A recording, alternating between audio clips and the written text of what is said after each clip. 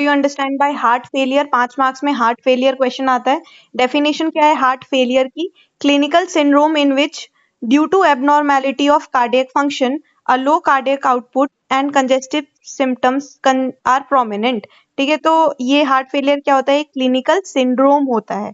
ठीक है, एक क्लिनिकल सिंड्रोम होता है जहाँ पे एबनॉर्मेलिटी देखने को मिलती है कार्डियक फंक्शन में। ठीक, एबनॉर्मेलिटी हो जाती है कार्डियक फंक्शन में, जिसकी वजह से कार्डियक आउटपुट कम हो जाएगा और कंजेशन वाले सिम्टम्स देखने को मिलेंगे। ठीक है, पैथोफिजियोलॉजी क्या देखने को मिलेगा? तो सबसे पहले डिक्रीज पंप फंक्शन, तो कार्डियक फंक्शन जो है वो एबनॉर्मल हो गया। डिक्रीज पंप फंक्शन कब कब होगा?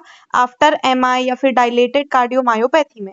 ठीक है, तो इसकी वजह से जब जब भी पंप फंक्शन जो है वो डिक्रीज होगा तो न्यूरो हार्मोनल का एक्टिवेशन होगा और न्यूरो हार्मोन्स जो है वो बढ़ने लगेंगे। Nor adrenaline, vasopressin, aldosterone, angiotensin 2, ये तीनों चारों हार्मोन्स जो हैं बढ़ जाएंगे। Nor adrenaline, vasopressin, aldosterone, angiotensin 2, और ये सब जो है ना वो इंक्रीज होके क्या करवाते हैं? ये लोग वेसो कॉन्स्ट्रिक्शन करवाएंगे, सोडियम और water retention in the kidney करवाएंगे, है ना, सोडियम और वाटर का रिटेंशन करवाएंगे। उसके बाद हाइपरट्रोफी भी होगा, रीमॉडलिंग भी होगी हार्ट के अंदर। ठीक है, जिसकी वजह से अल्टीमेटली हार्ट फेलियर होगा। तो हार्ट फेलियर में सबसे पहले हमें शुरुआत कहाँ से करनी है? डिक्रीज पंप फंक्शन से। पंप फंक्शन खराब हो गया एमआई के बाद या डायलेटेड कार्डियोमायोपैथीज के बाद, इसकी वजह से न्यूरो हार्मोनल एक्टिवेशन हुआ, न्यूरो हार्मोन्स बढ़ गए, nor adrenaline, vasopressin, aldosterone, angiotensin 2, ये 4 हार्मोन्स बढ़े, वेसो कॉन्स्ट्रिक्शन हुआ, सोडियम वाटर रिटेंशन हुआ किडनी में, हाइपरट्रोफी हुई।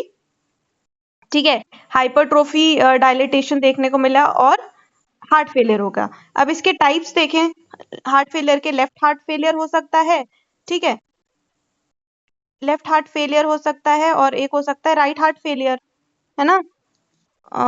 ये पेज थोड़ा ऐसे ऐसे है। तो लेफ्ट हार्ट फेलियर का जो कॉज है वो क्या हो सकता है? लेफ्ट हार्ट फेलियर जो है ना उसको हम एक्यूट हार्ट फेलियर भी बोलते हैं। इसका कॉज क्या है? लेफ्ट हार्ट फेलियर कब कब ज्यादा कॉमन होता है? तो मायोकार्डियल इन्फार्क्शन के बाद, कार्डियोमायोपैथी के बाद, मायोकार्डाइटिस, हाइपरटेंशन, कार्डियक एरिदीमिया के बाद, और ओवर ट्रांसफ्यूजन जब कर देते हैं तब लेफ्ट हार्ट फेलियर हो जाता है। कब कब? मायोकार्डियल इन्फार्क्शन के बाद बहुत कॉमन है, कार्डियोमायोपैथी, मायोकार्डाइटिस, हाइपरटेंशन, कार्डियक एरिदीमिया और ओवर ट्रांसफ्यूजन। ठीक है, अब जब भी लेफ्ट हार्ट फेलियर होगा तो क्या सिम्टम देखने को मिलेगा हार्ट फेलियर में?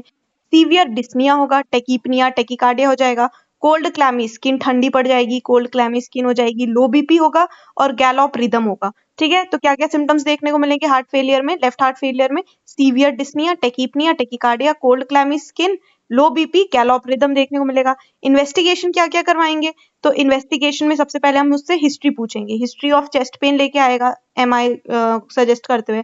पाल्पिटेशंस अगर देखने को मिल रहा है, अगर चेस्ट पेन है तो उसका मतलब एमआई है, पाल्पिटेशन देखने को मिल रहा है तो कार्डियक एरिदीमिया हो सकता है। ड्रग की हिस्ट्री भी लेके आ सकता है, कार्डियोटॉक्सिक ड्रग, एनसेड्स हो गए।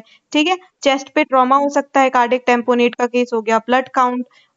तो एक तो हिस्ट्री चेक करेंगे इन्वेस्टिगेशन में, ठीक है, पाल्पिटेशन तो नहीं है, चेस्ट में पेन तो नहीं है, ड्रग की हिस्ट्री, और चेस्ट पे ट्रॉमा तो नहीं है। उसके बाद फिर ब्लड काउंट देखेंगे उसका, इकोकार्डियोग्राम, ईसीजी करवाएंगे और सीरम बायोकेमिस्ट्री करवाएंगे। ठीक, उसके बाद फिर यहाँ पे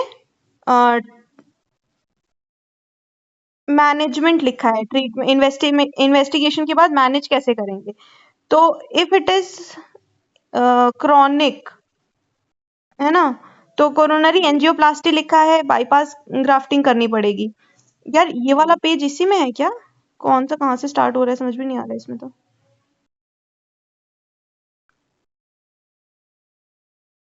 ठीक है, और इमरजेंसी ट्रीटमेंट में क्या करना पड़ेगा? Monitor the ECG, urine output वगैरह, ऑक्सीजन चेक करो, फ्रूसीमाइड देते हैं।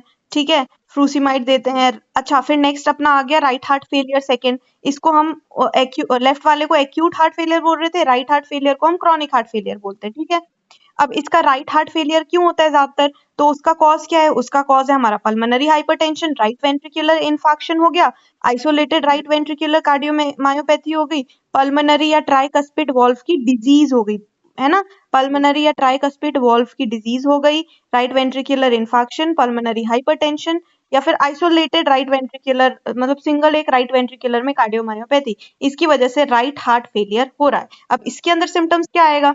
तो इसके अंदर सिम्टम अपने को राइट हार्ट फेलियर के सिम्टम आते हैं, रेस्टलेस हो जाएगा, बहुत रेस्टलेस होगा, हेडेक, इंसोम्निया, नींद नहीं आना, एनोरेक्सिया, नोजिया, वॉमिटिंग वगैरह, नॉक्ट्यूरिया, ओलिग्यूरिया होता है, नॉक्ट्यूरिया और ओलिग्यूरिया देखने को मिलता है। साथ में इसको रेस्पिरेटरी सिम्टम्स देख जैसे कफ, डिस्निया देखने को मिलेगा। तो मेन तो क्या हो गया कि रेस्टलेस हो गया, हेडेक होगा उसको, anorexia, nausea, vomiting, nocturia, oliguria, कफ और डिस्निया देखने को मिलेगा। इसके साथ उसको वीकनेस, थकान, फटीग वगैरह देखने को मिलेगा। ऑर्थोपनिया भी राइट हार्ट फेलियर में देखने को मिलता है। ठीक है, फिर इडिमा ऑफ द फूट देखने को मिलेगा, जनरलाइज्ड एनासार का, ये सब राइट हार्ट फेलियर का फीचर है। उसके बाद फिर उन्होंने ये न्यूयॉर्क हार्ट एसोसिएशन ने ना क्लासिफाई किया था डिस्निया को, ग्रेड 1 में नो डिस्निया, फिर dyspnoea on severe exertion, dyspnoea on mild exertion और डिस्निया एसोसिएटेड विथ हीट। ठीक है, तो ये ऐसे लिख सकते हैं। फिर इसका इन्वेस्टिगेशन क्या करवाएंगे, तो इन्वेस्टिगेशन में सबसे पहले उसका चेस्ट रेडियोग्राफ करवाएंगे, इकोकार्डियोग्राम करवा लेंगे। ठीक है, फिर प्रोग्नोसिस कैसा है, तो 24 आवर्स के अंदर तो अच्छा प्रोग्नोसिस है, मतलब ठीक हो सकता है। फिर ब्लड टेस्ट करवाएंगे एसोसिएटेड डिजीज के लिए कि लीवर फेलियर तो नहीं, रीनल फेलियर तो नहीं, इलेक्ट्रोलाइट डिस्टर्बेंस तो नहीं है इसको। फिर न्यूरो हार्मोनल मार्कर्स ये सारे बड़े होंगे, नॉर एड्रीनलिन वगैरह, पेप्टाइड लेवल्स वगैरह। ठीक है, फिर मैनेजमेंट करेंगे, रेस्ट, उसको सबसे पहले रेस्ट करवाएंगे बेड में, चेयर के अंदर, till there is no longer venous engorgement. Edema वगैरह को रिलीफ करवाने के लिए हमें क्या करवाना पड़ेगा, उसको रेस्ट करवाना पड़ेगा। उसके बाद उसकी डाइट ध्यान रखनी है, रिस्ट्रिक्टेड सॉल्ट इनटेक करवाना है, 2 ग्राम सॉल्ट पर डे सिर्फ देना है। ठीक है, फिर fluid intake up to 2500 3000 ml daily. ठीक, इस तरीके से हम इसका मैनेजमेंट कर रहे हैं राइट हार्ट फेलियर का। तो हार्ट फेलियर अगर क्वेश्चन आएगा तो हम उसमें लिखेंगे कि ये क्लिनिकल सिंड्रोम होता है due to abnormality in the cardiac function. ठीक है, और लो कार्डियक आउटपुट। फिर पैथोफिजियोलॉजी लिखेंगे, decrease pump function after MI, dilated cardiomyopathy, neurohormonal activation हो जाता है यहाँ पे, noradrenaline, vasopressin, aldosterone, angiotensin 2 ये सारे बढ़ जाएंगे, वेसोकॉन्स्ट्रिक्शन होगा, सोडियम वाटर रिटेंशन हो जाएगा, हाइपरट्रोफी हो जाती है और रिमॉडलिंग और हार्ट फेलियर हो जाता है। 2 टाइप का है, left heart failure, acute heart failure कहते हैं। लेफ्ट हार्ट फेलियर क्यों होता है, तो मायोकार्डियल इन्फार्क्शन की वजह से, कार्डियोमायोपैथी की वजह से, मायोकार्डाइटिस की वजह से, हाइपरटेंशन की वजह से, कार्डियक एरिथीमिया की वजह से और ओवर ट्रांसफ्यूजन की वजह से। इसमें फीचर्स क्या है, सीवियर डिस्निया होता है, टेकीपनिया, टेकीकार्डिया, कोल्ड क्लैमी स्किन होती है, लो बीपी, गैलोप रिदम देखने को मिलेगा। इन्वेस्टिगेशन में वही अपना पहले हिस्ट्री लेंगे, फिर blood count, ECG, serum biochemistry check कर लेंगे।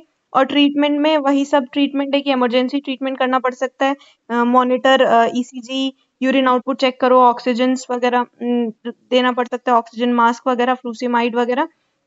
राइट हार्ट फेलियर को क्रॉनिक हार्ट फेलियर कहते हैं। इसका कॉज जो है वो पल्मोनरी हाइपरटेंशन की वजह से, राइट वेंट्रिकुलर इन्फार्क्शन की वजह से, या फिर आइसोलेटेड राइट वेंट्रिकुलर कार्डियोमायोपैथी और पल्मोनरी या ट्राइकस्पिड वाल्व डिजीज की वजह से होता है ये राइट हार्ट फेलियर। इसके सिम्टम्स जो है वो headache, restlessness, anorexia, nausea, vomiting, nocturia, oliguria, cough, dyspnea देखने को मिलेगा।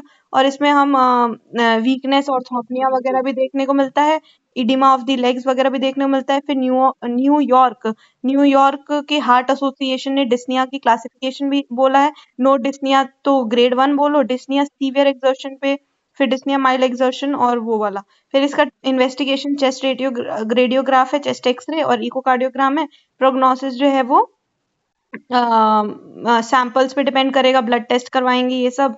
उसके बाद मैनेजमेंट में रेस्ट देंगे और उसकी डाइट को मैनेज करेंगे। ठीक है, और बाकी जो हार्ट वाले जो ड्रग्स होंगे वो देंगे हम उसको हार्ट फेलियर में।